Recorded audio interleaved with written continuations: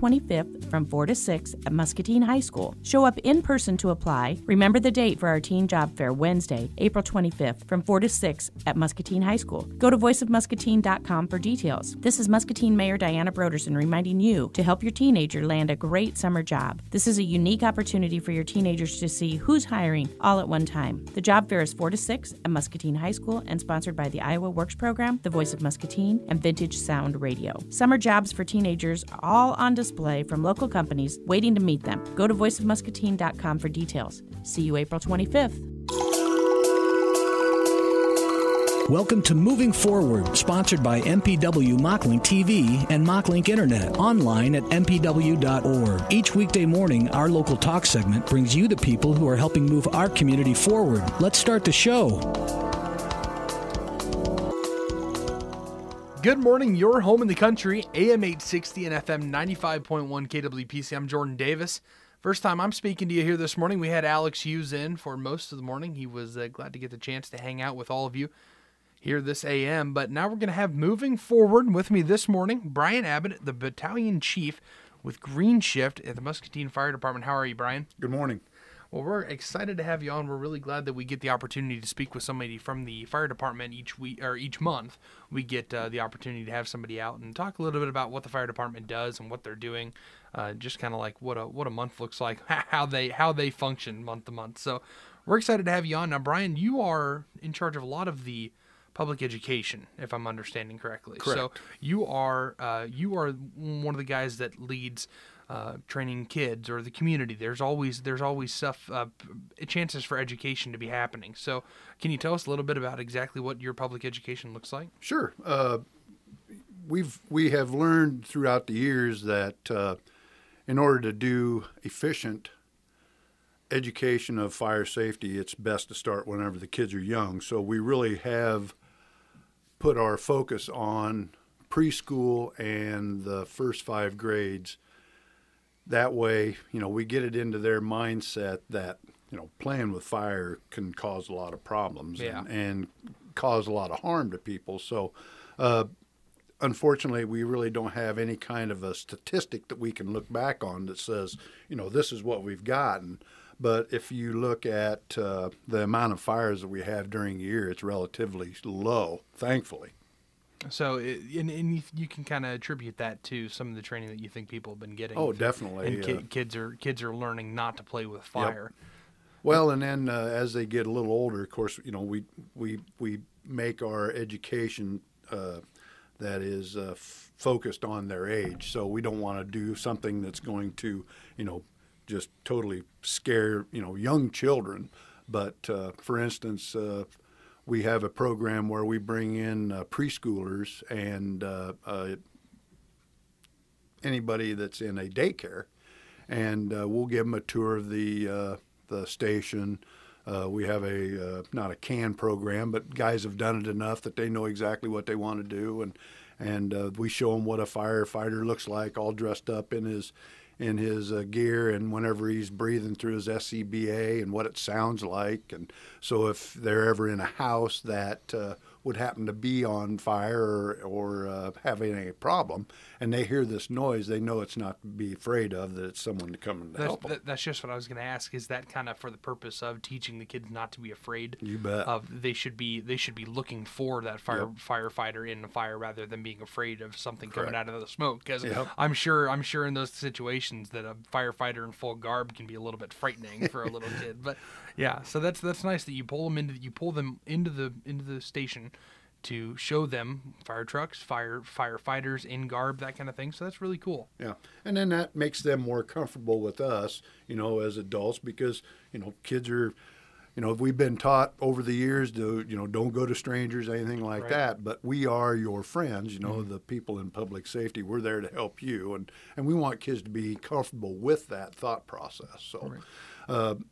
Once they get through into actual schooling, then we actually go into the public school system, and we have programs that are directed towards that age group. And the little older they get, then the more severe or the more sober the training is. And, we actually have a couple programs that we make sure that we don't, lost my train of thought. Excuse me. No, it's all right. We don't want them to bring up bad memories, but Gotcha. if no one's ever been in a fire or anything like that, they don't know what's going on. We always ask if anybody has, and if they don't want to be in the room at the time whenever we do our class, why they're more than welcome to leave. However, we do show films of fires and people who've been affected by fires, and as I said, it can be pretty sobering for the older kids, like the 3rd through 5th graders. And it makes you think about those times when you were playing with matches in the house or something like that. You're like, wow, that could end up really bad. And that's kind of the point. That's Correct. kind of the point. Well, and fire, unfortunately, fire doubles every minute if it's uncontrolled. So there's that time frame that you have from the time, say you throw a match into a garbage can or something of that nature, till it's, got the room involved. It's not very long. Not a lot of time. Doesn't take very long at all. So then I want to ask, what does the actual training look like for so for the preschoolers? You bring them into the station. You're showing them around. You're showing them a firefighter in garb. What about for the 1st and 3rd graders, like you mentioned? What is the training like? Stop, drop, and roll, stuff like that? Actually, what they do is they've got a program that they follow. We do want them to be aware of what we look like whenever we are in our gear, what we sound like. We also make it very poignant fact that you shouldn't be playing with matches or any kind of a light or anything like that. We show films of what happens whenever you do this, what could happen, and we've got pictures of actual house fires that we've went into within the community here and have taken, and they're on poster board, and we put them up and we show them a picture of maybe a little girl's doll that's all burned up because it had gotten caught on fire, or something that they can relate to as Right. far as their toys or their clothes. And it just drives the fact home a little better that way. Right. And I'm sure you also touch on with them that they need to know that they're not always going to be the cause of the fire. Sometimes a fire is just going to happen. It could be electrical, it could be anything like that, so they need to know what to do. Right. In that situation. So what are some of the things you would suggest to a group of kids when they're in that kind of situation? What we've done is, as you said, we always teach the stop, drop, and roll. We talk a lot about, they use the acronym EDITH, which is exit drill in the home. Okay. And so we'll actually have coloring books and some other things that we can give them. They can draw out a map of how their exit would look like in their house. We'll have a meeting place for mom and dad and the kids to meet. We tell them that even though pets are very, very important to all of us, you never go back inside a burning house to find your pet. Right. Once you get outside of the house, you stay out of the house. And so we teach them things of that nature. Right. Because and a lot of people, and especially kids, they'd be inclined to try and find that animal before they try to get out, because there's that connection. But they need to know you get out first, Right. and then if things can be done after that, firefighters will take it from there. You bet. So that's awesome. Thanks so much for sharing with us a little bit about public education. Once again, Brian Abnett, the battalion chief with Green Shift. Now explain to me the shifts. Well, there's 3 shifts. Each shift, whenever we're fully staffed, has 13 people on it. Each shift has a battalion chief, which is in charge of the day-to-day operations for the shift. We oversee it. We do have a captain, and we also have a lieutenant. The captain works with the battalion chief at Central Fire, and the lieutenant is in charge of our Station 2, which is down on the south end. Okay. And then after that, we have 10 firefighters that are doing different things throughout the day. And the fire department is actually the EMS service as well, right? Correct. The EMS is firefighters. Yep. We actually try to staff on a daily basis 3 ambulances.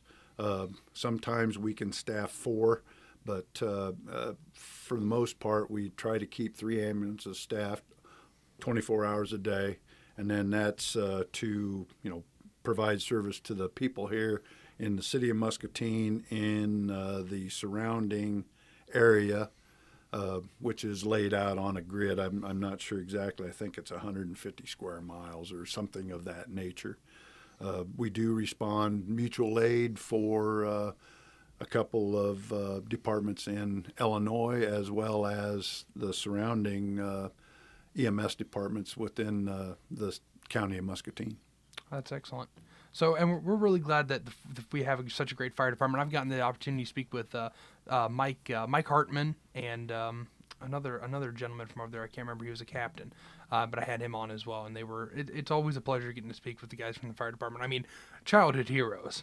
I mean, if I'm being honest, it's getting to speak with childhood heroes. So, well, we enjoy our job. We got a great group of people, and they are very dedicated to providing a service for the city of Muscatine and its visitors, as well as the community itself. And I will have to say that we take pride in what we're able to do, and we look to do a good job for the folks here in town. Yeah, I know that the fire department was deployed just this last week. You were on location for a fire here in town. So that's so obviously you guys you're out there doing your job.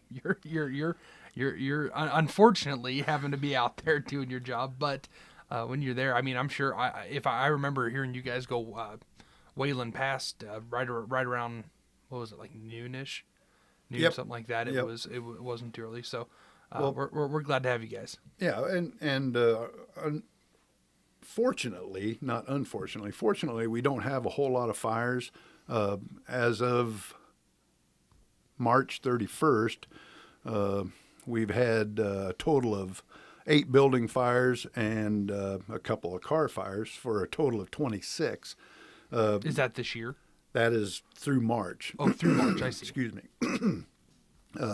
So far for the year, we've ran 1,406 calls. Wow. Actually, 1,407 because they just went out on a call early this morning after I got to work. So we're averaging about 13.4 calls per day. Wow. That's day in, day out, Wow. 24 hours a day. So No kidding. Yep.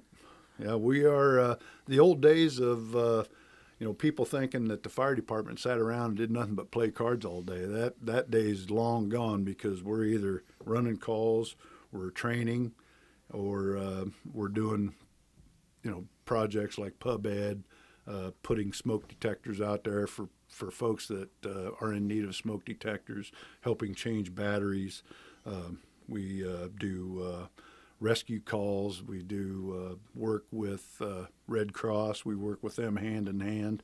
So yeah, we're extremely busy. Yeah, and now I'm sure I'll let you do your own PSA right now about smoke detectors. How important they are. Well, it is a known fact that they do save lives. And one of the first things that we do whenever we go into a fire is we look for that smoke detector. And there's numerous times you'll find one, and it might just be burnt to the point where it's unrecognizable, but it still might be making a little chirping noise, and that's what wakes people up in the middle of the night and gets them going. Yeah, so. And those things are resilient. Those smoke detectors, because we've removed some. We had one when we replaced them. Well, we tried to remove them, and you can't get the thing to turn off. When they're malfunctioning, it's just on constantly. Yep. They're important to have. You gotta have them. And we've had a program in place now over the last couple of years that if you as a homeowner, whether you're an elderly or you're maybe handicapped, you can't, you don't have the ability to change the battery or to mount the smoke detector, we will be more than happy to come in and help you out with that. It's a program that we, really push hard in here in the community. That's excellent. Now, so glad once again to have you on. Like I said, childhood heroes getting to speak with the fire department every once a month. So once again, this has been Brian Abbott, the battalion chief with the Green Shift for the Muscatine Fire Department, in with me. Thanks for joining us, Brian. Thank you. It's been a real pleasure. This has been Moving Forward on AM 860 and FM 95.1 KWPC and the Voice of Muscatine. Stay tuned. The American Red Cross is going to be here too today. We'll be talking to them pretty soon. Thanks for joining us. We'd like to thank MPW Digital TV and MockLink Internet, the local providers, for sponsoring Moving Forward on KWPC AM 860, FM 95.1, the voice of Muscatine. If you have a suggestion for a guest, we'd like to hear from you. Call our business line at 263-2442 or click mail at voiceofmuscatine.com. It's